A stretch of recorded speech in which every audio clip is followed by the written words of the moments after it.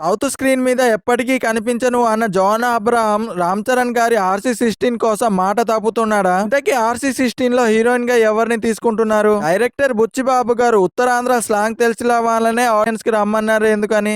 ఇవన్నీ క్వశ్చన్ కు ఈ వీడియోలో ఆన్సర్ తెలుసుకుందాం. Hi friends, welcome to film popcorn. Number 1, RC-16 లో విలన్ పాత్ర కోసం జాన్ అబ్రహాం ని తీసుకుంటున్నారని ఇండస్ట్రీలో ప్రచారం జరుగుతుంది. ఇంతకు ముందు ఒక ఇంటర్వ్యూలో నేను ఏ ఇండస్ట్రీలో అయినా పనిచేస్తాను గానీ సౌత్ ఇండస్ట్రీలో మాత్రం పని చేయను అని పూర్తిగా చెప్పేశాడు. ఇంతకు ముందు ఒకసారి సౌత్ పాన్ ఇండియా సినిమా కోసం జాన్ అబ్రహాం ని తీసుకుందామని చూశారు, అని ఆయనకు సౌత్ మీద ఉన్న ఇంప్రెషన్ తో సినిమాని రిజెక్ట్ చేశారు. అయితే ఒక ఇంటర్వ్యూలో మాత్రం క్లారిటీగా చెప్పేశారు, సౌత్ లో ఏ సినిమా కూడా నేను పని చేయను అని చెప్పుకొచ్చారు. ఇంతకీ జాన్ అబ్రహాం గారు ఏ సినిమాని రిజెక్ట్ చేశారో మీకు తెలుసుంటే ప్లీజ్ కామెంట్ చేయండి. నెంబర్ 2, RC-16 లో హీరోయిన్ గా జాన్వీ కపూర్ ని తీసుకుంటున్నారు. సినిమాకు ఏకంగా 6 కోట్లని డిమాండ్ చేసిందట.